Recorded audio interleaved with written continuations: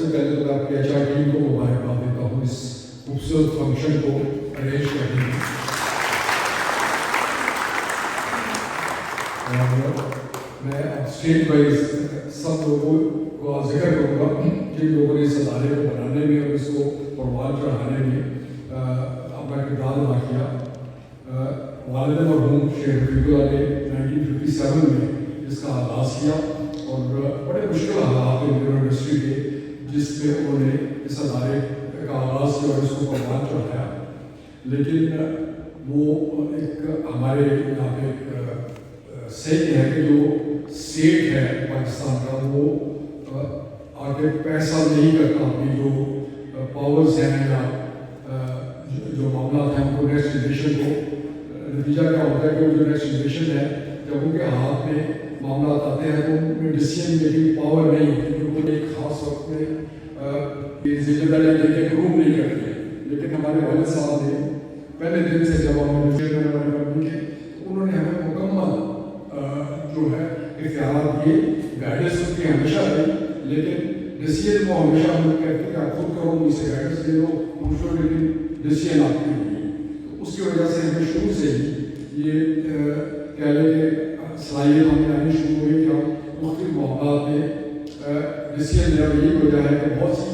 امین صاحب نے مارکیٹنگ اور سیلس کو دیکھا تو انہوں نے بہت سی پائنیئرنگ اس اسٹریٹجیز اڈاپٹ کی. مجھے یاد ہے کہ کراچی میں شاید ہمارا اس وقت سائز بہت چھوٹا تھا لیکن ہم پہلی فارم تھے جس نے وہاں پہ ایڈورٹائز کرنا شروع کیا اور روڈ سائڈ ہولڈنگس ہم نے وہاں پہ انسٹال کی.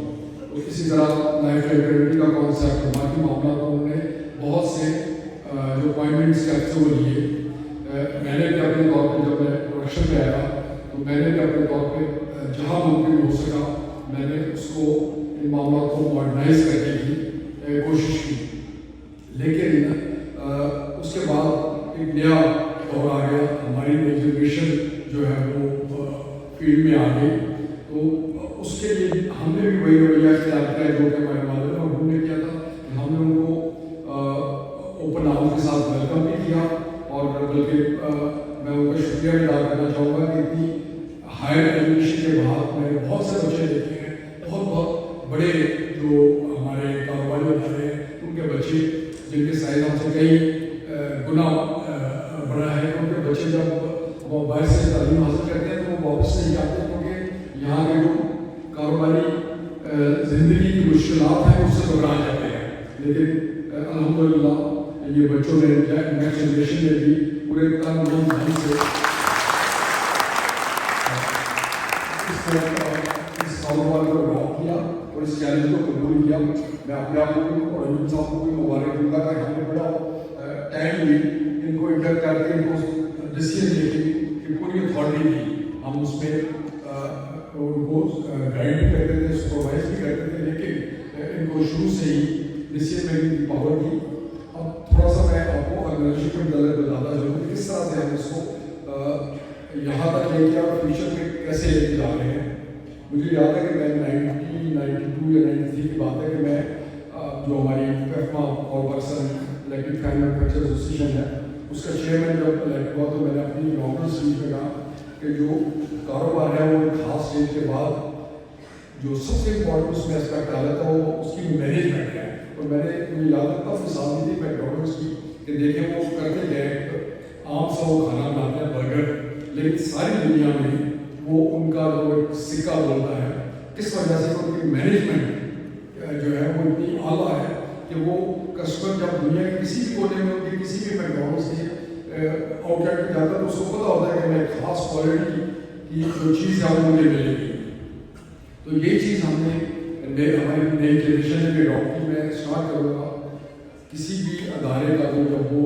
ایک خاص حد سے آگے جاتا ہے تو اس کا جو برین ہوتا ہے وہ اس کا ERP سسٹم کہہ لیں فائنینشیل مینجمنٹ کہہ لیں انٹرپرائز ریسورس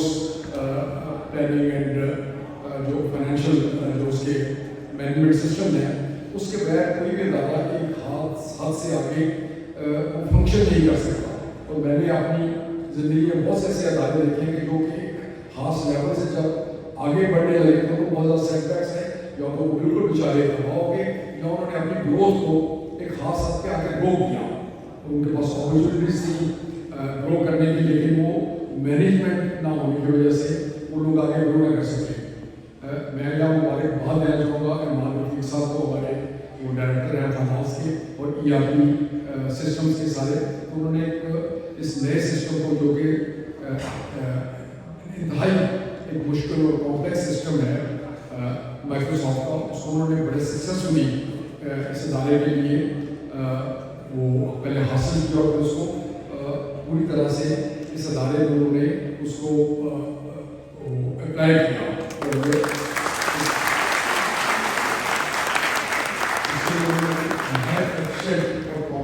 कॉम्पिटेंट टीम भी की। और